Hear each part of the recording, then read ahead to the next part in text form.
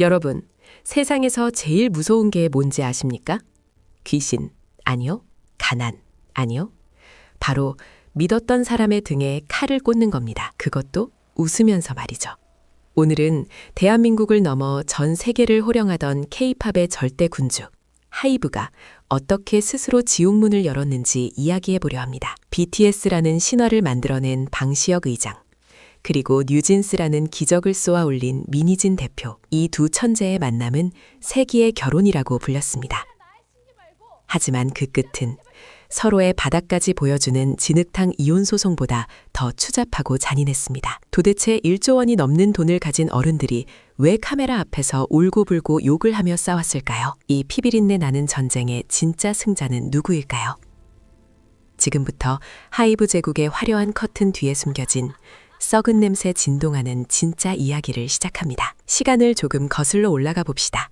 빅히트 엔터테인먼트라는 작은 중소기획사가 있었습니다. 빚더미에 앉아 언제 망해도 이상하지 않았던 그 회사를 살려낸 건 흑수저 아이돌 BTS였습니다. 방시혁 의장은 천재였습니다. 그는 BTS의 성공을 발판 삼아 하이브라는 거대한 성을 쌓아 올렸습니다. 하지만 그는 불안했습니다. BTS가 군대에 가면 이 성이 무너질 수도 있다는 공포. 그래서 그는 미친 듯이 쇼핑을 시작합니다. 소스 뮤직을 사고 플레디스를 사고 미국의 이타카 홀딩스까지 삼키며 덩치를 불렸습니다. 그리고 결정적인 한 수, SM 엔터테인먼트의 크리에이티브 디렉터 미니진을 영입합니다. 그녀에게 500억 원이라는 거금을 투자해 어두워라는 레이블을 만들어줍니다. 방시혁은 웃으며 말했습니다. 희진님, 하고 싶은 거 다 하세요. 하이브의 자본과 당신의 감각이 만나면 우리는 무적입니다. 그렇게 탄생한 게 바로 뉴진스입니다. 데뷔하자마자 차트를 씹어먹고 신드롬을 일으켰죠. 하이브 주가는 천장을 뚫었고 방시혁과 미니진은 성공한 파트너의 표본처럼 보였습니다. 하지만 비극은 가장 행복한 순간에 싹트기 시작했습니다. 방시혁의 눈에 미니진은 더 이상 유능한 직원이 아니었습니다. 통제되지 않는 야생마, 내 말을 듣지 않는 건방진 딸. 반대로 미니진의 눈에 방시혁은 예술을 모르는 장사꾼, 내 자식 같은 뉴진스를 돈벌이 수단으로만 보는 계저씨였습니다. 결정적인 균열은 아일릿의 데뷔와 함께 터졌습니다. 미니진은 폭발했습니다. 방시혁 의장님, 왜 우리 뉴진스를 베낍니까? 왜 내 카피캣을 만듭니까? 이 항의는 하이브의 영린을 건드렸습니다. 2024년 4월, 하이브는 전격적인 감사에 착수합니다. 미니진이 경영권을 탈취하려 했다. 무속인의 사주를 받아 회사를 꿀꺽하려 했다.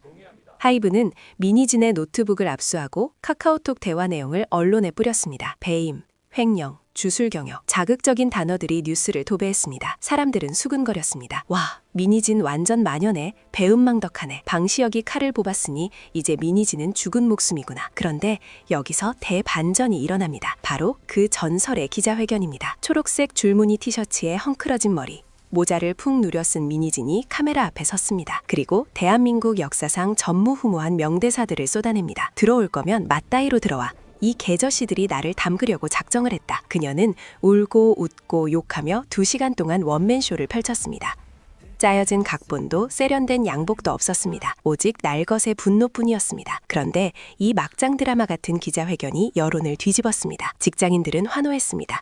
나도 내 상사한테 저렇게 쌍욕 한번 박아보고 싶다. 그녀는 희대의 빌런에서 거대 자본에 맞서는 잔다르크가 되었습니다. 하이브의 주가는 폭락했고 시가총액 1조 원이 증발했습니다. 방시혁 의장은 당황했습니다. 논리와 법리로 찍어 누르려 했는데 감성과 여론전에서 완패한 겁니다.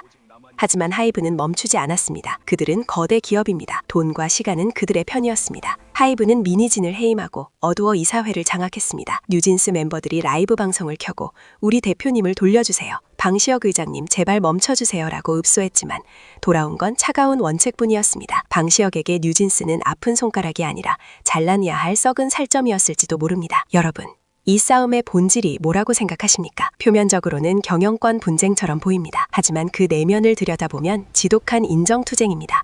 내가 너를 만들었어 라는 아버지의 오만과 나는 당신의 부속품이 아니야 라는 자식의 반란. 방시혁은 증명하고 싶었을 겁니다. 시스템이 개인보다 위대하다는 것을, 미니진이 없어도 하이브는 잘 돌아간다는 것을. 반면 미니진은 증명하고 싶었을 겁니다. 이 바닥은 결국 크리에이티브가 왕이라는 것을, 돈으로 살 수 없는 영혼이 있다는 것을. 이 전쟁은 아직 끝나지 않았습니다.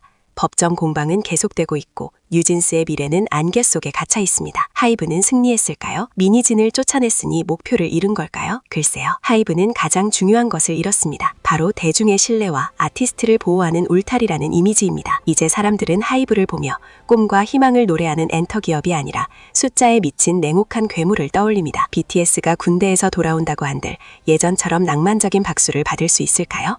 결국 비즈니스 세계에서 영원한 가족은 없습니다. 어제의 동지가 오늘의 적이 되고 웃으며 건넨 악수가 내 목을 조르는 밧줄이 되는 곳. 방시혁과 미니진 두 천재의 충돌이 남긴 것은 무엇일까요? 그것은 아마도 K-팝이라는 화려한 쇼윈도 뒤에 숨겨진 자본의 흉측한 민낯일 겁니다. 여러분의 직장은 안녕하십니까? 그리고 여러분이 믿고 따르는 그 리더는 정말로 당신을 가족으로 생각할까요? 하이브 사태는 우리에게 묻습니다. 성공을 위해 우리는 어디까지 괴물이 되어야 하는가? 그리고 그 괴물이 되었을 때 과연 행복할 수 있는가? 답은 여러분의 몫입니다. 하지만 이것 하나만은 확실합니다. 1조 원을 가진 그들도 결국 욕망 앞에서는 한없이 나약하고 지질한 인한이었다는 사실을 말이죠.